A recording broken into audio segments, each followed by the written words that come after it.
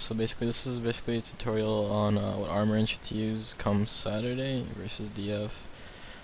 The reason for the dehyde, you might ask, is because of it's more viable, to be honest. If they're gonna be mage heavy, which they most likely are, you're gonna want the dehyde because the dehyde apparently it's more viable than having robes out for some reason, and you're not gonna sit there in full rune per se if you're getting mage to shit. So that's why the full dehyde's here. The Ami switch is just for the extra defense. The dehyde Green Dragon Head Shield, I really don't know what this is, but apparently it gives more mage defense, so that's a plus on that side if they're mage heavy. What we're gonna want to do is we're gonna want to just, I guess, auto cast Fire Blast. So when you want to set up your key bindings, what basically you have to do is you have to go to like the magic tab right here. It's the magic books. You go down to this blue arrow down here. You click on the little wizard hat. You scroll down all the way down to fire. Where is it? Fire Blast.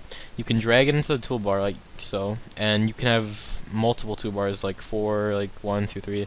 As you can see here, I have like a melee toolbar over here, and a mage one over here. So basically what my abilities are, Fire Blast, self-explanatory, requires 59 magic, and you only need 3 air runes and 3 fire runes. The cooldown is 2 seconds, so basically you can just right click attack this, and yeah, it just auto casts and does a heap ton of damage.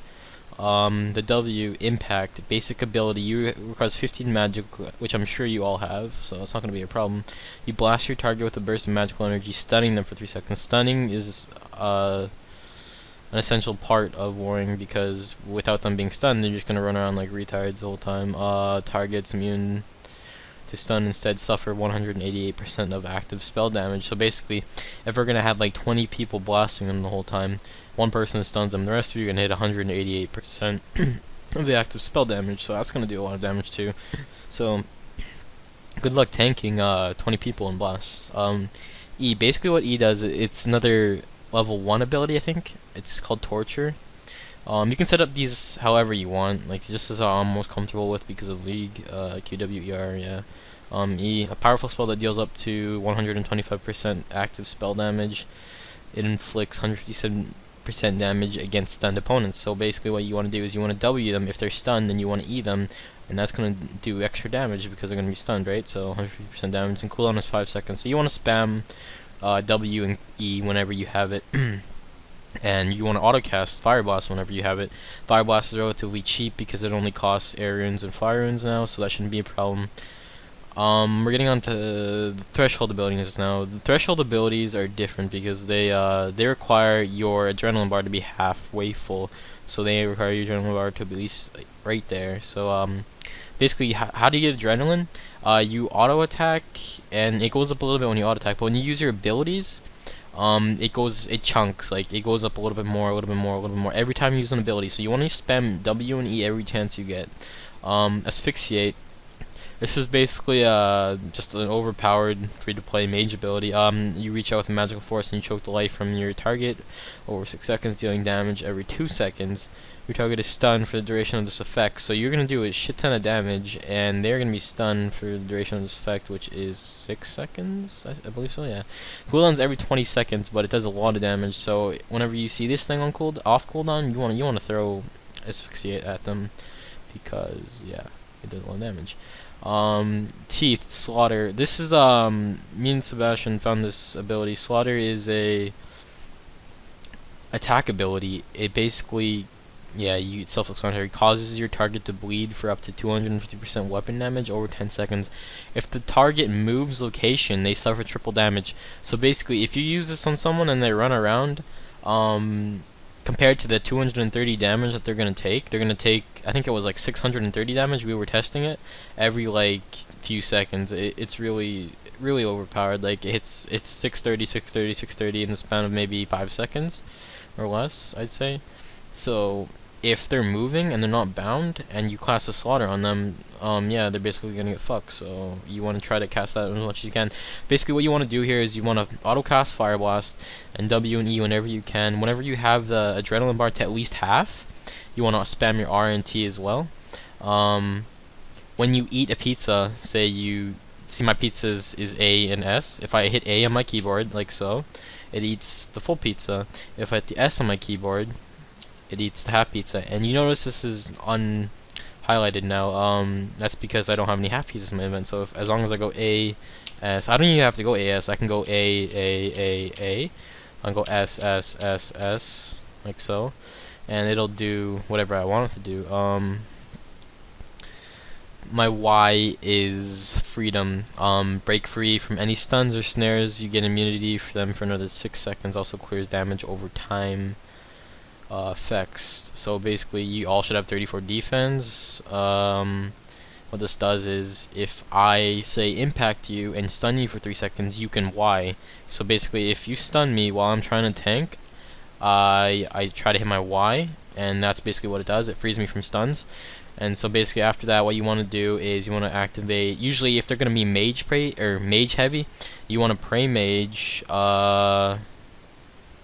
maybe increase mystic strength, or fucking increase your magic strength, increase your magic attack rating, just because that used to help in pre-beta, right? And steel skin. So you're going to want to activate all 4 of those magical abilities. And maybe, I guess, rapid heal too if you want to waste a prayer. On the beta, if you use your items on the beta, they're not going to carry over to RuneScape, so you don't really have to worry about that. Like, you can bring whatever gravites you want, and you're not really going to lose them, so... the off chance that they might know that we're going to go mage heavy, they could bring the same gear, essentially. If they're melee heavy, that's what the rune is for. You can hit 3, 4, and 5 to switch to your rune top, bottom, plate. Like, just top, bottom, and helm, I mean, basically that's just a quick way to switch it off. Say if they're melee heavy, because melee and mage are the only 2 viable options. Range is just complete garbage. We don't want to use that, so that's basically it. The power enemy is just basically there for the extra defense. So if they're mage heavy, basically what you want to do is you want to throw on your D'hide with a D'hide shield instead. Pray mage and do like I said before. If they're melee heavy, you want to throw on the rune top, bottom, pray melee, and I guess steel skin. Yeah, just the shit. If they have a mixture, then I'd say mage is more viable. So I'd say D'hide top, bottom, or even just D'hide top. But even with the rune legs, I'm pretty sure they would hit more. And I would pray mage if they had a mixture. What we're gonna try to do come Saturday is we're gonna have a little bit of mixture. We're gonna have maybe, say if we had 30 people, we would have 20 people maging, 22 people maging actually. Let's just say an odd number, and maybe 8 people meleeing. I'll explain the melee in a sec. So that's really it for mage. Oh, and if you're wondering what this thing is, Bat Book. There's a new free-to-play armor set called Batwing, and it's just basically full-on retard. Yeah.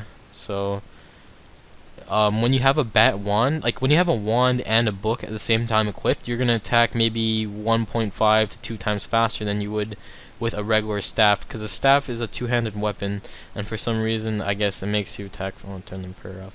For some reason, it makes you attack a little bit faster. I'm not sure exactly why, but you're gonna want to have the bat book and the bat wand every time you're maging, and when you're tanking, if you put the green dragonhead shield on, you're not gonna mage as fast. That's the reasoning for the back book. Yeah.